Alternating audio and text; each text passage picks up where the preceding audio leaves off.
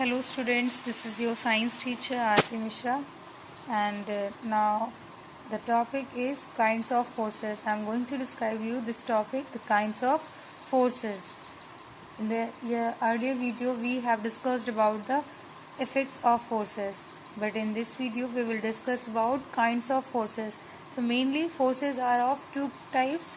First one is contact force, the second one is non-contact forces. These forces, depending upon the application of forces, are classified in those two. It means forces की जो applications हैं उनके basis पे हमने इसको two categories में divide किया है. First one is contact force and second one is non contact force. तो first we will study about contact force. Contact force क्या होता है? The force which acts on bodies by making an actual contact is called contact force. Contact force में क्या होता है कि अगर हम किसी भी ऑब्जेक्ट पे फोर्स लगा रहे हैं तो एक्चुअली हमारी बॉडी उस ऑब्जेक्ट के क्या होगी, कॉन्टैक्ट में होगी. So example, the muscular force applied as push and pull. Muscular force push और पुल, ये आप देखिए हम चेयर पे पुश कर रहे हैं, यहाँ पर पुल कर रहे हैं. So our muscles are totally contact with this chair ना. हमारी मसल से इस पे फोर्स लग रहा है, उस तो कांटेक्ट में है. So this is contact force.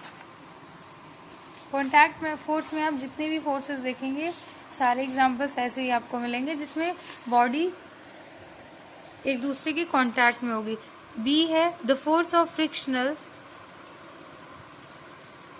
or frictional force exerted by a surface on a body in contact with it in a direction opposite to the direction in which the body is moved on the surface. देखिए force of friction हम किधर लगा रहे हैं, force हम किस direction में लगा रहे हैं. हम इधर से फोर्स लगा रहे हैं इस ब्लॉक पे कि इधर से, यहाँ से पुश कर रहे हैं. Push is a force. तो जो फ्रिक्शन होगा वो किस डायरेक्शन में होगा, अपोजिट डायरेक्शन में. हम इस डायरेक्शन में फोर्स करें, सो डायरेक्शन ऑफ मोशन किस डायरेक्शन में होगा, ये देखिए. मतलब ये है कि जैसे ये है, ये कवर है, अगर हम इस पे इस डायरेक्शन से फोर्स लगा रहे हैं तो ये इस तरीके से मूव करते हुए आगे जाएगा ना. तो जब ये जिस तरफ मूव करता जाएगा यही उसका क्या है, डायरेक्शन ऑफ मोशन. ये जिस भी डायरेक्शन में मूव करेगा यही उसका क्या है, डायरेक्शन ऑफ मोशन. और हमने यहाँ से पुल किया इस डायरेक्शन में, सो दिस इज पुल.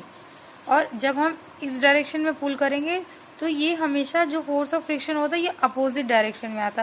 तो यही एक्सप्लेन कर रहा है कि द फोर्स ऑफ फ्रिक्शन और frictional force exerted by surface on a body, जो उस सरफेस पे किसी भी बॉडी पे एक्सर्ट किया जा रहा है वो हमेशा एक दूसरे के कांटेक्ट में होगी, लेकिन in its direction opposite to the direction of body. जिस भी डायरेक्शन में हम फोर्स को अप्लाई कर रहे हैं उससे हमेशा अपोजिट डायरेक्शन में वो मूव करेगा. ऑब्जेक्ट सरफेस पे ही मूव करेगा. हमने ब्लॉक सरफेस पे ही रखा है. सी है the force of friction as a contact. This is describing the contact force. C is the force of tension in a string when a load is suspended from it. The force of tension in a string. Here ये क्या है, एक support दिया हुआ और एक किसी load को हमने उस पे स्ट्रिंग से रैप करके उसको हैंग कर दिया. तो ये क्या है, उसका वेट. ये क्या है, लोड. ये स्ट्रिंग और ये टेंशन. टेंशन क्या होता है कि जैसे किसी भी चीज का ऊपर जो फोर्स हम लगा रहे हैं, जैसे हमने वहां मोशन की बात की थी, बिल्कुल ऐसे यहाँ पे टेंशन होगा. आप देखिए ये बिल्कुल भी अपोजिट डायरेक्शन में जा रहा है. सो ये लोड के जस्ट अपोजिट डायरेक्शन में है. तो इतना हमेशा ध्यान रखिए कि जब फोर्स ऑफ टेंशन होगी स्ट्रिंग की, वो जब भी हम किसी चीज को सस्पेंड करेंगे तो वो इसी तरीके से एक्ट करेगी. डी है the force of reaction normal to the surface when a body is placed on the surface.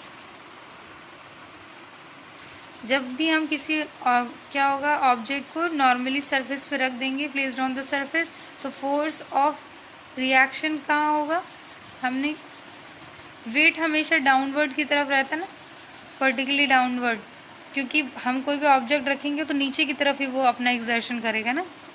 सो ये ब्लॉक है, ये टेबल टैप है, इस पे जो है फोर्स ऑफ रिएक्शन, जिस भी डायरेक्शन में वेट होता है उसके जस्ट अपोजिट में फोर्स ऑफ रिएक्शन होगा। ये नीचे की तरफ ही पुश करेगा, जो ऑब्जेक्ट जहाँ रखा है वो नीचे की तरफ ही प्रेशर लगाएगा, ऊपर की तरफ तो प्रेशर लगाएगा नहीं, फोर्स लगाएगा नहीं। तो जब फोर्स नीचे की तरफ लगाएगा तो फोर्स ऑफ रिएक्शन कहाँ होगा, ऊपर। सेकेंड है non contact force. Non contact force क्या है, forces which act on bodies with no contact with them are called non contact forces और फोर्सेस फ्रॉम अ डिस्टेंस। नॉन कॉन्टैक्ट फोर्स में ये जरूरी नहीं कि आप जिस भी ऑब्जेक्ट की फोर्स लगा रहे हैं उसके आप कॉन्टैक्ट में रहें। So first is gravitational force between two bodies at a distance such as a force. आपने देखा है ना कि ग्रेविटेशनल फोर्स में दो डिस्टेंस बॉडीज के बीच में फोर्स अप्लाई होता है। ये देखिए, जैसे a girl is throwing a ball ना, जैसे वो बॉल थ्रो कर रही है तो देखिए उसकी मसल से वर्क हटा ना। So the weight of a body is the force by while earth attracts the body. So the weight of body is called its force due to gravity. It is the force of gravity on a body due to which it tends to fall vertically downward. हमने gravity का law पढ़ा हुआ है कि gravity की वजह से कोई भी चीजें कहाँ आती हैं, downward, vertically downward. So the leaves और द फ्रूट्स, हमेशा हमने पढ़ा है कि लीव्स है चाहे फ्रूट्स हो वो हमेशा नीचे की तरफ आते हैं, ऊपर की तरफ नहीं है। While the water in a river flow down the stream, कभी आपने देखा है पानी ऊपर की तरफ जा रहा हो, नीचे से ऊपर की तरफ नो। सो हमेशा क्या होगा, नीचे की तरफ आएगा। A ball thrown goes up to height, अब जितना उसने फोर्स लगा उसके अकॉर्डिंग वो हाइट पे चला तो गया, लेकिन it returns back on the ground are some examples of due to motion due to gravity. ये ग्रेविटी की वजह से, ये एक ऐसा फोर्स है जिसमें देखिए कांटेक्ट में नहीं है लेकिन फिर भी फोर्स एक्ट कर रहा है। सो डू यू नो में आप देखिए, weight being a force is expressed in gravitational unit kgf. हम वेट को किस में यूनिट मेजर करेंगे, के यूनिट ग्रेविटेशनल यूनिट है केजीएफ और जीएफ। वेयर इज केजी और g is the unit of mass. अगर हमें कभी मास की बात करेंगे तो हम उसको हमेशा kg, we are not using F, F representing a force. Okay बेटा। Second is electrostatic force. Electrostatic force क्या है, between two charged bodies at a distance either repel और attract each other.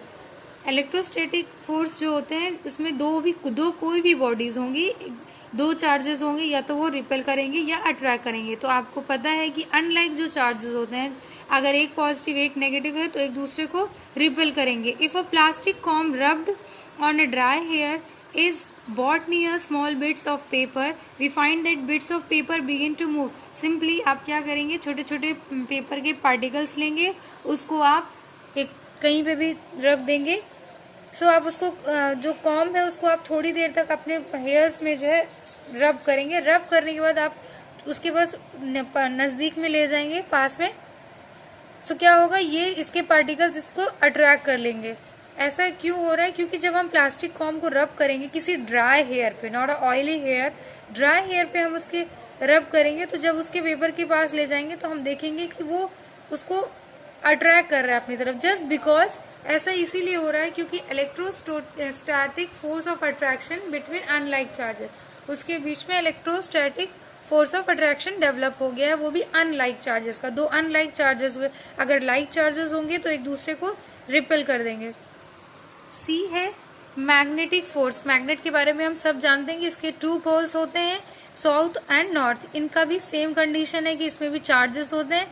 Charges means इनके जो poles होते हैं, अगर हम उनको दोनों सेम पोल्स को आप लेकर आएंगे तो क्या होगा, एक दूसरे को रिपेल कर देंगे। और हमेशा इतना ध्यान रखिए, कोई भी मैग्नेट होगा उसमें टू पोल्स ऑलवेज होंगे, चाहे उसको हम बीच से ब्रेक भी कर देंगे तो भी वो टू पोल्स में एग्जिस्ट करेगा। तो नॉर्थ साउथ हमने क्या किया, एक उसको थ्रेड से हैंग कर दिया, उसके बाद उसके पास एक लेगा जिसमें नॉर्थ पोल को नॉर्थ पोल के पास लेगा, तो दोनों एक दूसरे को रिपेल कर देंगे। और अगर हम नॉर्थ पोल के पास साउथ पोल ले जाएंगे तो दोनों अनलाइक चार्जेस हैं, तो क्या करेंगे, अट्रैक्ट करेंगे। So the important thing is that कि अनलाइक चार्जेस जो होते हैं वो एक दूसरे को अट्रैक्ट करते हैं, but like charges they always repel each other. I hope that you will understand it carefully. The some points more are do you know में आप देखिए क्या दिया हुआ है, gravitational force is always attractive while the electrostatic and magnetic force can be attractive as well as repulsive. Gravitational force always attractive होते हैं, लेकिन इलेक्ट्रोस्टैटिक और मैग्नेटिक हमें पता है कि वो कंडीशंस पे डिपेंड करते हैं कि अगर लाइक चार्जेस हैं तो रिपेल करेंगे और अनलाइक चार्जेस हैं तो अट्रैक्ट करेंगे। सेकेंड है the non contact force in magnitude depend on the distance of separation. Non contact force क्या होता है, कुछ समय बाद एक दूसरे उसमें सेपरेशन आ जाता है सब्सटेंसेस में। So when the distance of separation is double, जब हम डिस्टेंस ऑफ सेपरेशन को डबल कर देंगे तो उसका मैग्नीट्यूड उसके 1/4 हो जाएगा। Magnitude of force become 1/4।